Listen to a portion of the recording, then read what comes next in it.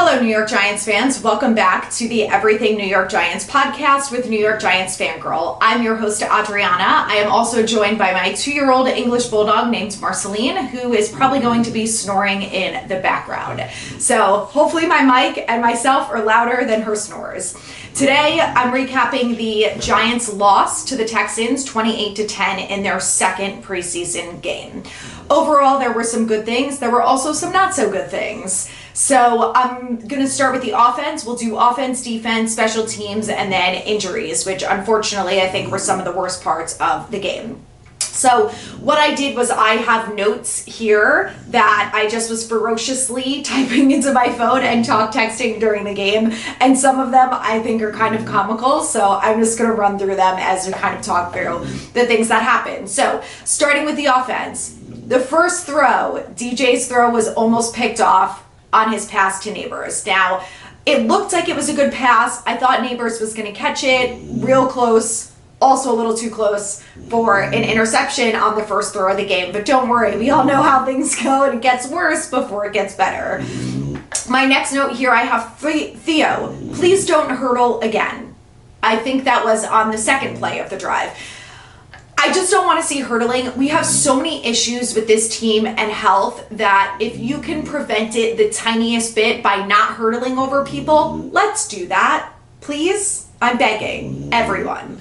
Here's the offensive line: Thomas, Stinney, JMS, Van Roten, and Illuminor. So one thing that I was happy about is the fact that we got John Michael Schmitz and he got some good reps in. He obviously has been missing with a shoulder injury for the bulk of camp and throughout the first preseason game. So the fact that he's back and getting some reps is key. We need this offensive line to have some continuity before week 1. So JMS being in is only a good sign. Now, the one thing that, we got JMS back, but we still don't have Runyon. So Stinney, I think, was better than I expected him to be, but I think ultimately he's not going to be the starter unless Runyon is not ready to go week 1. Now, let's all hope that Runyon is ready because, like I said, these 5 starting offensive linemen need some continuity, but overall throughout the whole game and the half that the starters all played, they looked way better than I expected them to. And especially some of the guys were able to pick up stunts and twists. I know, you heard me right. We have not seen that in years. Aside from the fact that they could actually pass block for once in their life, they were able to take it a step further, which was a thing of beauty. So I'm excited about the offensive line. I felt optimistic going into this week, although I was still worried about guys like JMS and Runyon. And listen, they weren't amazing by any means, but the fact that they were able to keep DJ upright, they didn't allow any sacks. They looked so much better than what we have seen in the past. I'm starting to feel confident about them, and I feel like maybe I can have a little bit of hope for this offense. So that was a great start. One last thing on the offensive line was there was no Evan Neal today, which I thought was interesting because Dable was asked about it, I think in the post game, and he said that, he just wasn't ready to go. So he got a couple snaps during last week's practice like John Michael Schmitz did. It seems like they both got the same amount of reps, but they didn't play Evan Neal. So we'll keep watching that and see if that changes. I'm sure that it's a health thing. For those of you who are listening, I am making weird eyes at the camera because I'm not so sure that it's a health thing, but maybe they just felt like they didn't trust him to play snaps in a game where they felt that JMS was ready. So TBD, we'll see what happens this coming week versus the Jets. On the next throw, beautiful throw to Neighbors that was broken up by Stingley, I believe. I have here that it looked like maybe his arm was held. So in a game, does that get called? Maybe. I know there were some calls later in the game that probably would have gotten called if it was a regular season game versus preseason. So I'm also curious to see how that goes because there were a lot of holds and other calls that were like false starts that were called during the game. So interesting. We'll see how the refs continue as the games go on. What I have here on the pick 6, atrocious. How does he not throw that away?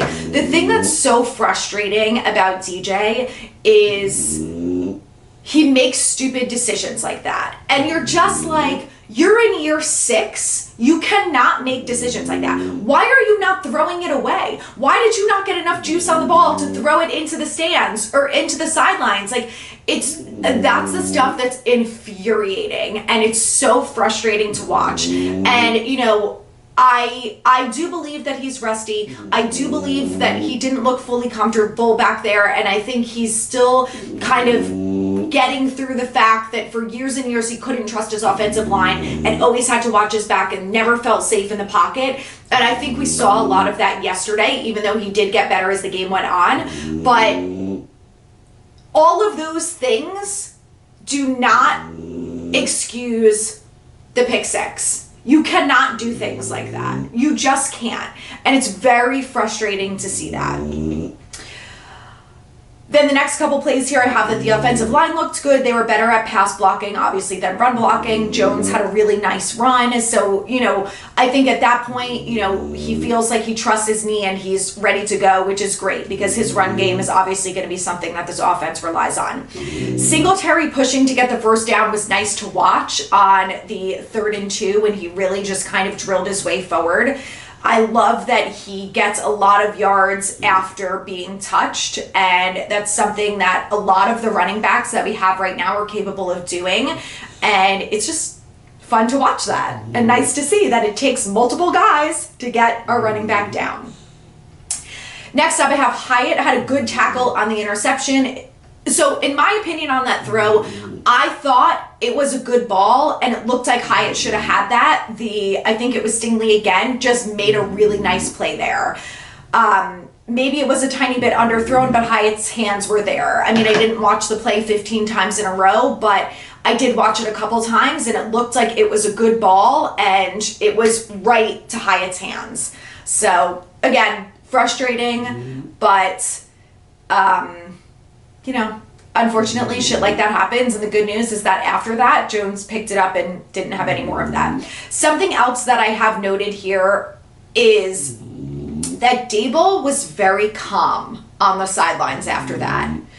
So there's been a lot of talk this offseason, and I've talked about this on here and on Instagram and everything, that, you know, we've heard a lot about Dable losing the weight and turning over a new leaf and this and that. But I think until you see him in a game time scenario where things are going wrong, like the pick six and then the second interception, I was expecting him, when they panned the camera, I was like, Dable's got to be losing his fucking mind right now. And he was just, la-di-da, calm and collected. And I was like, I wonder if this is preseason or if he really has learned to just tone it down. Maybe it really is all that Pilates that he's been doing. But I think it's good. Obviously, I want to see him show some fire and get upset, but I don't want him throwing tablets at his quarterback, right? So, like, you got to find a happy medium, and I think that we're going to see that from him, which is encouraging. So, JMS was obviously on a pitch count. Schlotman came in at center. He did okay. Not great, not bad. But I felt like they held up enough for Jones and for DeVito ultimately to get the ball out pretty quickly. Gray and Singletary had a few nice catches. Jones had some good balls on those. DJ's to Slayton's throw was beautiful. Hit him stride for stride. Love to see that. And that's the thing about DJ is that, you know, it's the inconsistency too that's really frustrated outside of some of the boneheaded decision making is, you know, you see the throw to Hyatt, it gets picked off. It looked like a good ball. And obviously the pick six before that, stupid. But then you see him with this beautiful throw to Slayton and you're like, can you just do that every time you throw the deep ball? Like, just get it in the receiver's hands, you know? And he had some beautiful throws to Neighbors, obviously. So the inconsistency is very frustrating, again, especially knowing that he's not in year 1, 2, or 3. Like, in year 6, you really have to be consistent. And like I said, I do think part of it was this was his first real live action game. Something that I pointed out on Instagram yesterday is, you know, during the joint practices with the Lions, we saw him make those throws. He was hitting the receivers in stride. He did a great job with the back shoulder throw. You know, he was able to do all of those throws. Even the short ones in the flat, like the one that he missed to Gray, he was making all of those throws during camp. So he's obviously capable of that. We've seen it. I think ultimately it took him a while to adjust to the fact that the offensive line gave him a clean pocket, because for every single year for 5 years, he's been getting mauled basically every play and has not been able to do that. And I think he just hasn't been able to trust them. And, as the game went on, he got better about that. But I personally feel like he needs to take more reps in live games. And, everyone can agree to disagree on this. I understand the injuries are obviously a huge problem. But I am really worried that week 1, it could take him as long as it did during the Texans game for him to feel comfortable trusting the offensive line. And in a game week 1 where that's a must-win game, I don't care what anyone says, they have to win that game. They're not playing the Cowboys, they're not playing the Eagles, they're not playing the Browns week 1. They have to win that game. It's a winnable game. So you don't have time for him to go in there and start slow and him make boneheaded decisions and throw interceptions and not throw the ball away when he should, because he doesn't trust what he's seeing from the line. So I would like to see him play against the Jets. All that being said, something else I have here. So love Thomas's effort to try to push Singletary in on first goal. I don't know if you guys caught that, but the way that he kind of just pushed him up until the last second, I was like, get it, Thomas. Fucking love you. Nice throws from DJ to Wandale and to Neighbors. Something else I have here too is that I thought it was interesting that we didn't see a lot of Wandale, because I expect Wandale this season to have a lot of targets. But then in the post game, Dable said, that the goal this game was to have DJ air it out and get used to throwing the ball deep and just kind of being a little fearless out there, which is not something that we've seen from Jones and this offense for a long time. So, I know that people are upset about the Hyatt interception and things like that, but this is part of the preseason game. He threw the ball. There were 4 or more 20-plus yard throws during the half that he played. So that was a big part of it. We're not going to see that every single time he plays. We are going to see more of Wandale, and the tight end seems like we saw to Theo. Things like that. So, I'm excited to see kind of more of a balance. But I do think it was important that that gets pointed out, because I'm sure people were like, where's Wandale? Where are the short passes to Gray and to Singletary and to Theo and all of that. So I think we're going to see more of that in a game scenario where they're actually game planning. The throw to Slayton and after that was a back shoulder play. As Carl pointed out, that shows you that Jones learned something from the last interception, that on the next long ball to Slayton, he was able to adjust and make the back shoulder throw. And I don't know if you guys were really paying attention during the game, but listening to Carl and Phil it's so informative and educational. And I don't care whether you played football until college or you've never played a snap of football in your life like me besides flag football. To hear them and their perspective and, what the quarterback should be doing, what the offensive line looks like, to hear from Carl about the offense and the defense, no one knows what they're talking about more than these two guys, and I love having them on the broadcast. I think Phil was such an excellent addition, and to just hear from the two of them, I'm like a kid in a candy store. I'm like, wait, I have to rewind. I missed what Carl said. What was Phil talking about on that? It's just fantastic, and I encourage you guys to really pay attention if you haven't really been listening that much. I know it's preseason, but they're so informative, the way that they talk about the game and what the players should be doing and what went wrong and, why Dable made this decision versus this. It's fascinating stuff. The catch by Neighbors inside the last 2 minutes of the first half is why having Neighbors on the team is going to change things for Jones, and that was a perfect example. And then I have here that Bob Papa also said the same thing, that Jones has not had any wide receiver that's been relatively close to making those plays since Odell Beckham Jr. in 2019, okay? That was 5 years ago. So, when I'm sure people are going to be like, oh, well, that wasn't even a good throw. Yeah, but this is the point of having guys like Neighbors and Justin Jefferson. Kirk Cousins doesn't always place the ball inside the numbers every single time he throws it to Justin Jefferson. Nobody does that. Even Patrick Mahomes, some of his throws, they're not perfect every single time. But these quarterbacks have benefited from having wide receivers and tight ends like Travis Kelce, like Justin Jefferson, who go up there and they make the plays outside the X's and O's. No quarterback has had that since Odell Beckham Jr., whether it's been DeVito, Drew Lock, Tyrod Taylor, or Daniel Jones. They haven't had that, where you can just kind of air it up and say, I think Neighbors will make the play. Sometimes it's not always the smartest thing, but you have to take risks, and when you know that someone like Neighbors is there, 9 times out of 10, he's going to come down with the ball. Hyatt's one-handed catch was so beautiful, so frustrating that it was out of bounds, but to see him make a play like that was beautiful, to put the effort in. I think Hyatt is really going to go off this year, and I think we're going to see a lot of him. And, you know, from everything that I've seen and heard from what he was doing at this point last year to now is such a big, drastic change, and he's a guy that I'm really excited about. Okay, next up. Phil saying this offense won't be what we'll see during regular season, more movement and more changes. I thought that was just an interesting note. Neighbors had 4 catches for 54 yards. Something else I wanted to point out with Neighbors. There has been no diva act, and I know you're going to say, well, it's only preseason. Well, guess what? Last week he had 0 targets, and do you know what he said after the game? Listen, that's on me. I got to make it more clear that I'm open. He has been very mature about the way that he has handled the first 2 games of preseason. You know, I think that's something that needs to be talked about, because there were some expectations. I was one of them, and I still will be one of them, you know, until I continually see it from him that he is mature enough. And I like guys that are fiery. I like that he's competitive, but I also want him to not be a diva if he doesn't get the ball. And so far, we've seen him be really mature, and he's not acted like that. And he's been really great even in the post game. So I think that's something that we should acknowledge, because there was concern there, like I said, from myself, that that was not going to be the case.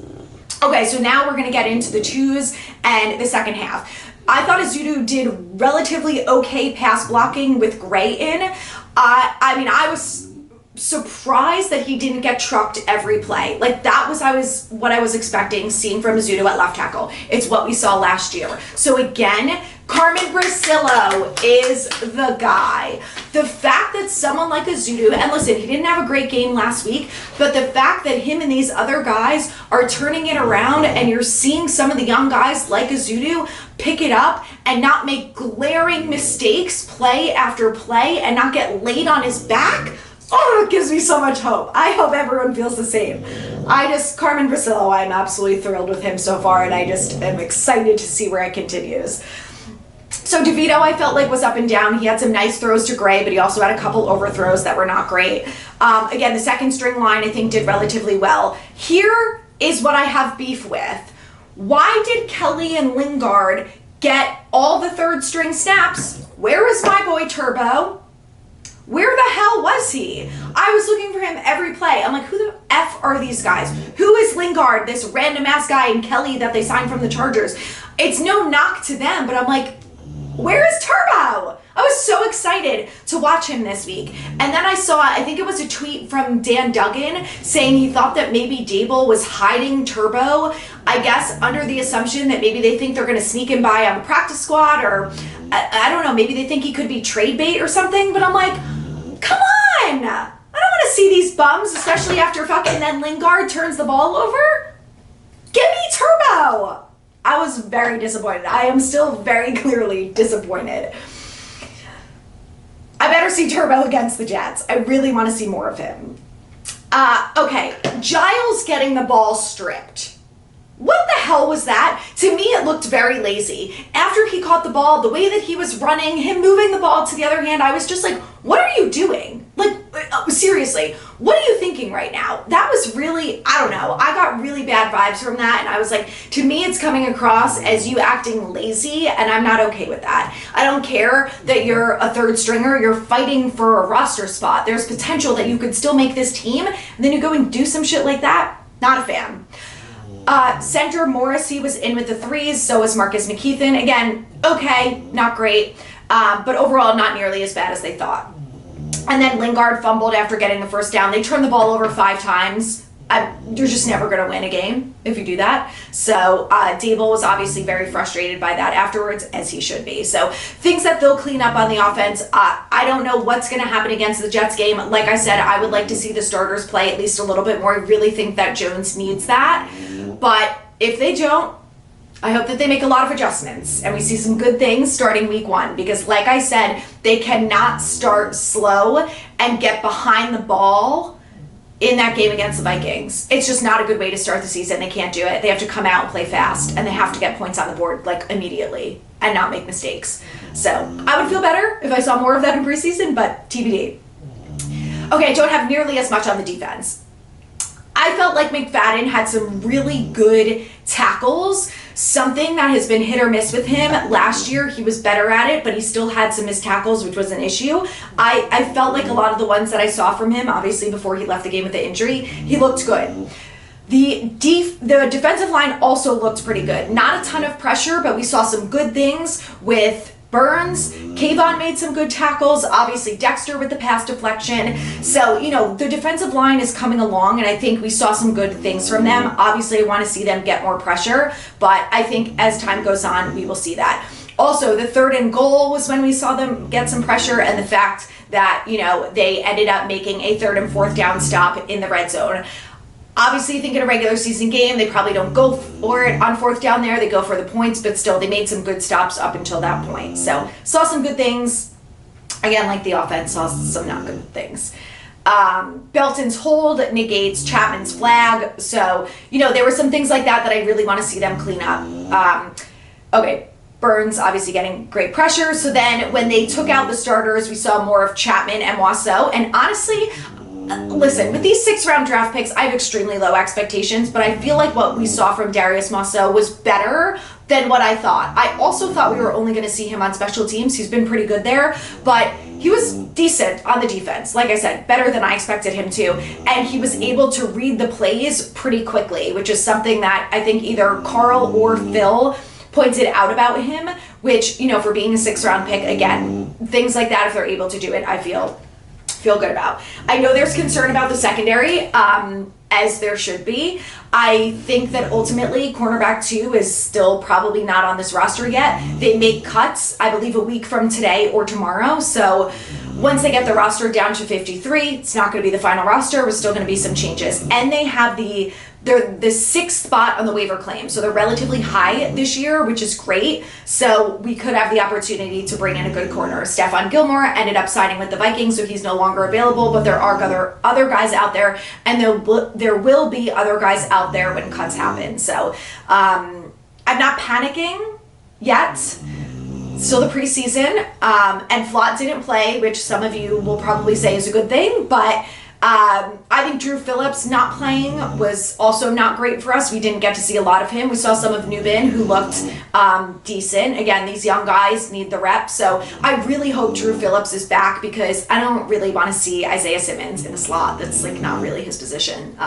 He's not really great at that. So let's hopefully have Drew Phillips back. I'd like to see him in the slot. Maybe McLeod is going to continue to get those outside corner reps until Flott is healthy, and then we'll go from there.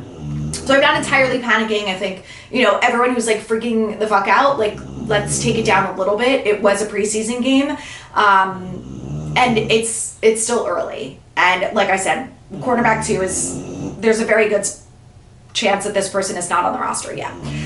So there were some miscommunications, which is going to happen with learning a new defense. Some of the guys in with the 2s and 3s got to clean that up, obviously. And again, I think the thing that's tough is when you talk about some of the turnovers, especially with the offense, the guys who made those turnovers, there's a 90% chance they're probably not going to be on this roster. So is it frustrating? Yes. But, ideally, you think that those things are going to get cleaned up, because we're going to have people who would ideally not turn the ball over in those positions. Aziz had a nice pressure. And then this is what I have next. Elijah fucking Chapman with 4 exclamation points. This guy, roster spot solidified. If you want any guy on this team to cheer for who's an underdog, he's an undrafted free agent. He literally came out of nowhere. I saw that one of the reasons he didn't get drafted was because of his size. He's not nearly as big as some of the other defensive linemen, but my God, that man can run. The way that he chased him down for that tackle, I mean, I know we all were thinking the same thing. We were like, fucking love this guy, love the effort. On the 53, solidified, good. He's a guy to absolutely be excited about. And then my next and final note for the defense is this. Beavers missed tackles. Yikes. So I don't think Beavers is going to make the team, to say the least. Maybe a practice squad guy. Next up, let's talk about special teams. So I don't have any real complaints. I think that overall they played relatively well. I think McKenzie did well. Ayir Sante wasn't bad back there. I think that ultimately the new special teams rules are going to help the Giants special teams unit as long as they don't turn the ball over. So I think it's going to be a good thing for them. The other note I have here was that Gano's field goal I thought was pretty ugly. He just made it.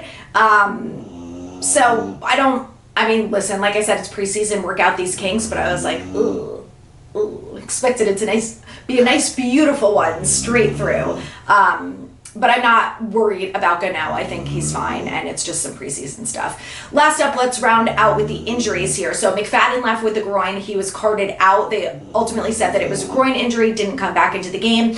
As of yesterday, Dable had no updates on the injuries, so we'll see if we hear anything more today or tomorrow. Gunner is going to be out for a while, is what Dable said. I believe it's also a groin or a hamstring. I think it was something like that, although I'm not 100% sure that Dable did specify it. He just said that Gunner's going to be out a while, which means Isaiah McKenzie, there's a very good chance that he makes this roster. Jonathan Sutherland had some sort of burner, which I guess they also call a stinger, but he ended up playing later in the game and seems like he was okay. Matt Adams left with a groin injury. Again, no update on him. And DJ Davidson was poked in the eye, but he should have been fine. So again, hopefully today or tomorrow we get some more updates on the injuries. I will keep you guys posted. Follow me at New York Giants Fangirl on Instagram, Twitter, and TikTok. I'll be posting all the injury updates there. I'm also doing a fun giveaway starting today on Instagram only. So make sure you follow me on Instagram. I always post daily updates. I do a Q&A tomorrow, and then I'll be back with another podcast later this week or this weekend talking about the Jets game. So stay tuned. A lot of exciting stuff to come. Let's stay hopeful, guys. It's only preseason. There's another week of preseason left, and there is still more time for this team to get it together. So thank you guys for listening. Let's go Giants.